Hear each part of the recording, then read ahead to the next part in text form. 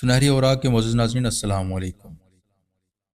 کیا آپ جانتے ہیں کہ تاریخ میں ایک ایسا شخص گزرا ہے جس نے پوری قوم کو گمراہ کر دیا؟ ایک ایسا جادوگر جس نے لوگوں کو اللہ کو چھوڑ کر ایک مصنوعی خدا کی عبادت پر مجبور کر دیا۔ آج کی ویڈیو میں ہم اس شخص سامری کی مکمل کہانی بیان کریں گے، اس کے فتنہ انگیز منصوبے، حضرت موسیٰ علیہ السلام کے ساتھ اس کی چالاکیاں اور اس کے عبرتناک انجام پر تفصیل سے بات کریں گے۔ سامری کا اصل نام موسیٰ بن ظفر یا میہا تھا اور وہ بنی اسرائیل سے تعلق رکھتا تھا۔ وہ ظاہری طور پر ایمان والا لیکن در حقیقت ایک منافق اور جادوگر تھا۔ اس کا نام سامری اس کے قبیلے کی نسبت سے مشہور ہوا۔ کہا ہی جاتا ہے کہ وہ جادوگر فرعون کے دربار میں رہا اور وہاں جادوگری سیکھی۔ بنی اسرائیل کو مصر میں فرعون نے غلام بنا رکھا تھا۔ وہ انتہائی ظالم حکمران تھا۔ اس دوران سامری بھی بنی اسرائیل میں ہی رہتا تھا، مگر وہ شروع سے چالاک تھا۔ وہ عام لوگوں سے زیادہ ذہین اور چالاک تھا اور اس میں جادوگری کی طرف رغبت بھی تھی۔ بچپن میں اس نے مختلف عجیب و غریب چیزوں میں دلچسپی لینا شروع کر دی۔ جب حضرت موسیٰ علیہ السلام آئے اور انہوں نے فرعون کے جادوگروں کو شکست دی تو سامری نے جان لیا کہ موسیٰ علیہ السلام کا دین سچا ہے، لیکن اس کے دل میں نفاق چھپا ہوا تھا۔ جب اللہ نے حضرت موسیٰ علیہ السلام کو حکم دیا کہ وہ بنی اسرائیل کو مصر سے نکال کر لے جائیں تو سامری بھی ان کے ساتھ تھا۔ راستے میں اس نے حضرت جبرائیل علیہ السلام کو ایک سفید گھوڑے پر سوار دیکھا۔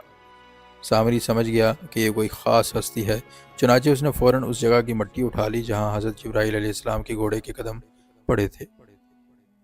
اس مٹی میں ایک خاص اثر تھا جسے سامری نے اپنے جادو کو مزید طاقتور بنانے کا منصوبہ بنایا۔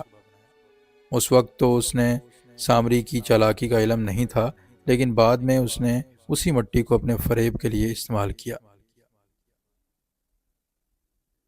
جب حضرت موسیٰ علیہ السلام 40 دن کے لیے کوہ طور پر گئے تاکہ اللہ سے وحی حاصل کر سکیں، یہی موقع تھا جس کا سامری کو انتظار تھا۔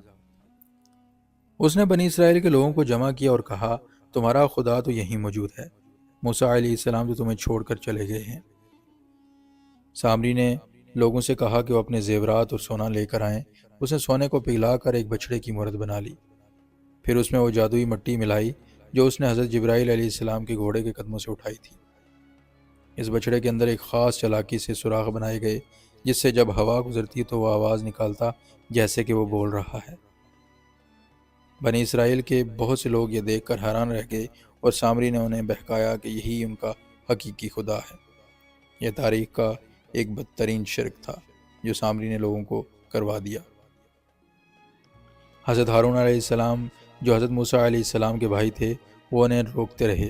انہوں نے کہا، یہ سب فریب ہے، اللہ کے سوا کوئی معبود نہیں۔ مگر بنی اسرائیل کے زیادہ تر لوگ سامری کی چال میں آ چکے تھے۔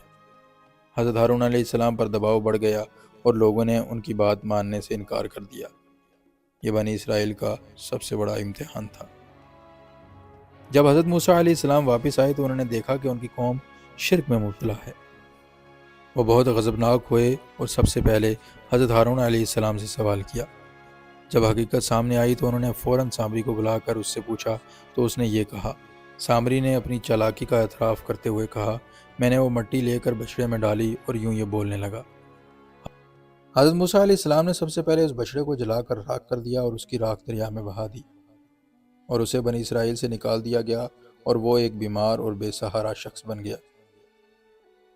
اسے جلد کی بیماری لاحق ہو گئی اور لوگ اس کے قریب آنے سے گھبراتے تھے۔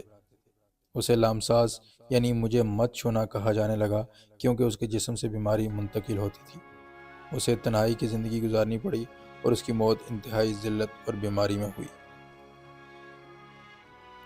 جھوٹ اور فریب زیادہ دیر تک نہیں چلتے، سچ ہمیشہ غالب آ جاتا ہے۔ جادو اور دھوکہ دنیا میں وقتی کامیابی تو دے سکتا ہے مگر انجام ہمیشہ برا ہوتا ہے۔